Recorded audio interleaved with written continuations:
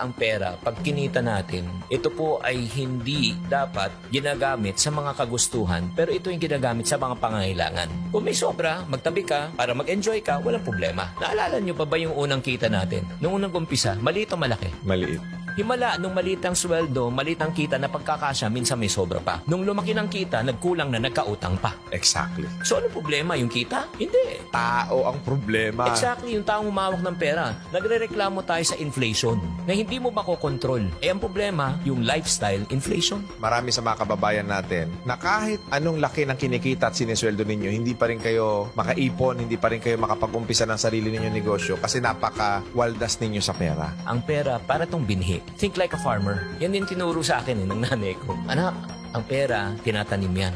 Huwag mong kakainin yan. Nakakita na ba kayo na magsasaka na kinain ng binhi? Walang tatanim, walang aanihin yan. Pinakamagandang sigurong illustration na ito. Pangarap ng bawat Pilipino ay magkaroon ng sariling Bahay. pangarap ng bawat singkit ay magkaroon ng sariling Negosyo. para magkaroon ng bahay. Yes. Ano masasabi mo doon, Coach? Pag kumuha naman ako ng bahay, pag hinulugan ko yan, at least yung binabayad ko dyan in the future, sa akin din naman mapupunta eh. Ang tingin mo ba dyan, investment o liability? Yung bahay na tinitirahan mo na gusto mong tirahan hanggang ikaw ay magretiro, hanggang ikaw ay bumalik, yan ba ibebenta mo? Hindi, kasi titirahan mo yan eh. Correct. Yan ba ipapaupahan mo? Hindi rin. So ang tawag dyan, liability dahil hindi kumikita ng pera. Correct. So ang mga marurunong sa pera, ang tinatanong nila parati, paano ko muna patutubuin tong pera na ito? So ang ginagawa kasi na marami nating kababayan is kumita ng pera abroad tapos iloloan nila sa pag-ibig 10, 15 years to pay. Ano masasabi mo sa ganyang klaseng thinking na matagal na nating kultura dito sa Pilipinas? Wala namang problema na bumili ng bahay. Basta kaya ng budget mo. Hindi naman natin dinidiktahan, o itong gawin mo, ito yung tama at mali. Hindi. Preference ng tao yan eh. Like ako, preference ko talaga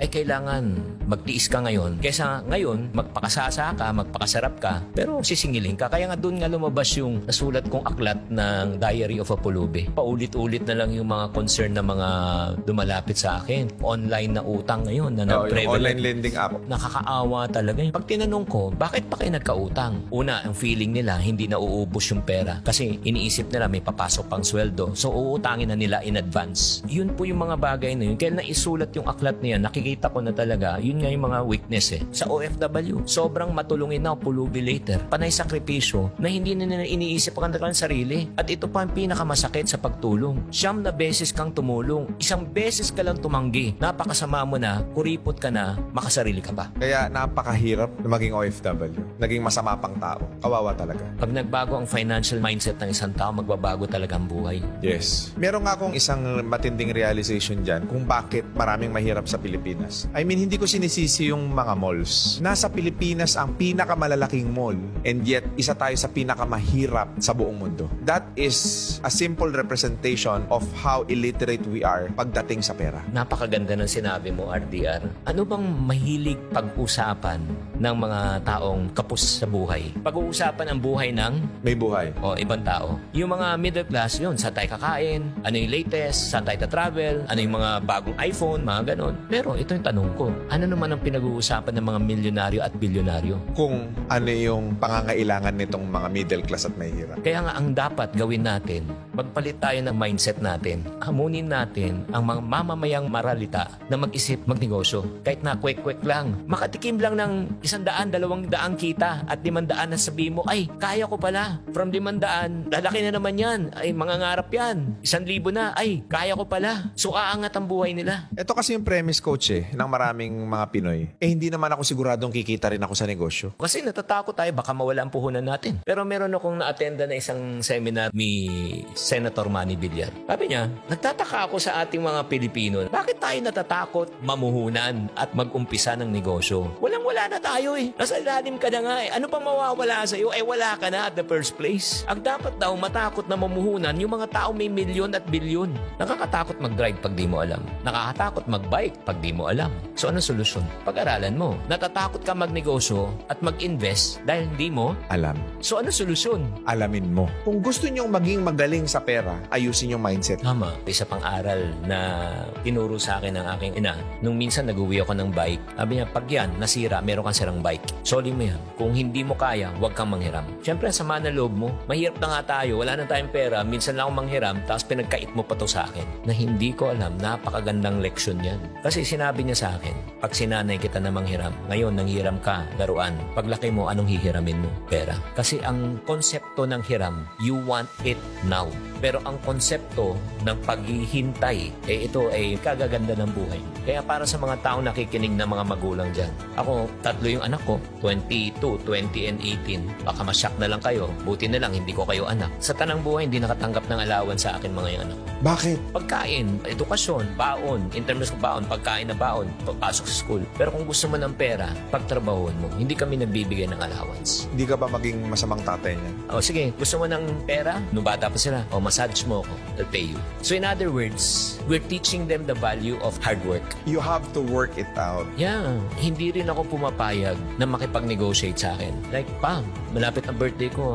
Baka pwede kong i-advance yung gift ko. Hindi rin ako pumapayag. Alam mo bakit? Bakit? Ngayon, ina-advance birthday. Ano next na advance? Yung sweldo. Advance na sweldo. May darating naman ako sweldo eh. Alam mo, napakasimple nung kwento mo pero napakalaking impact niyan sa mga viewers natin. Kasi, again, babagsak tayo dun sa karakter kung bakit ka mahirap eh. So, natutuldukan na kung nabuhay kang mahirap, hindi mo kasalanan. Pero pag namatay kang mahirap, kasalanan mo na. Marami tayong choices sa buhay, namimili tayo. Ang lagi natin pinipili yung makakapagbigat at makakapagpahirap sa atin. Na tinitignan natin short-term gain na, magbe-benefit ako ngayon, okay ako, pero long-term pain. One of the greatest law that I've learned in life is the law of opposite. Principle yan. Parang law of gravity. Hindi mo pwedeng labanan ng gravity. Kahit anong kulay mo, timbang mo, itsura mo, pag tumalong ka ng building, babaksak ka. Ganon din ang law of opposite. The short-term effect is always the opposite of the long-term effect. If you play now, petik-petiks ka, you pay later. If you spend now, magpakayolo ka, okay lang. Gusto mo yan eh. Pero wala kang ipon later. Suffer later. If you save now, you enjoy later. If you build your business now, diba? You retire later. Huwag mong solusyonan ng mabilis yung problema. Ang unahin mong solusyonan yung kaisipan mo. And then the rest will follow. Ito pang isang law na naunawaan ko na sinusundan ko sa buhay. You cannot solve a permanent problem with a temporary solution. Ang ganda, no? You got to solve a permanent problem with a permanent solution. So kung may utang sila, coach, huwag silang uutang sa iba para mabayaran yung utang nila. Ang gawin nila, dagdagan ninyo yung kita ninyo. Yun ngayon parating sinasabi, dagdag ng kita eh. Kunyari, itong bote na ito, di ba, puno. Lagyan mo ng butas to. Ano mangyayari dito? Dahan-dahan maubos yan. Tama o mali? Tama. Gusto mo mapuno to? Yes. Anong solusyon? Takpan mo muna yung butas. Takpan mo muna bago mo lagyan. Pero kung sinasabi ng ibang tao, hindi, ang solusyon dyan, dagdagan lang yung kita. O sige, tagas, ubos na, di ba? May butas. O dagdagan mong kita, ano mangyari ulit? Tumatagas eh. Kailangan talaga bawas dagdag method. Bawasan mo muna ang mga gastos na hindi mo talaga kailangan. Pag nabawasan na, dagdag. Pag dumadagdag na yan, mapupuno na to. Mindset talaga eh. That because of your mom, yung mga turo, ngayon naaalala mo, di ba, coach? Kaya pala ako naging chingkitan ngayon, hindi pala dahil magaling ako magsalita. Kaya pala ako naging chingkitan ngayon, hindi dahil sa magaling ako sa public speaking, magaling ako makiharap sa tao, hindi pala. Dahil pala ito sa nanay ko, na nagturo sa akin mula pagkabata. Kung ano man yung natutunan ko sa labas, additional na lang yun. Siyempre, nagkamalay ka na, naunawa mo na. Ito pala yung pampatibay.